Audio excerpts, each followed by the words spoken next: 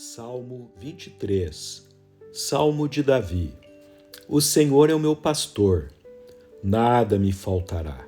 Ele me faz repousar em pastos verdejantes.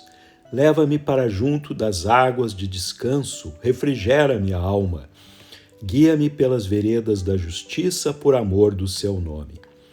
Ainda que eu ande pelo vale da sombra da morte, não temerei mal nenhum, porque tu estás comigo. O teu bordão e o teu cajado me consolam. Preparas-me uma mesa na presença dos meus adversários. Unges-me a cabeça com óleo, o meu cálice transborda. Bondade e misericórdia certamente me seguirão todos os dias da minha vida, e habitarei na casa do Senhor para todo o sempre. Amém.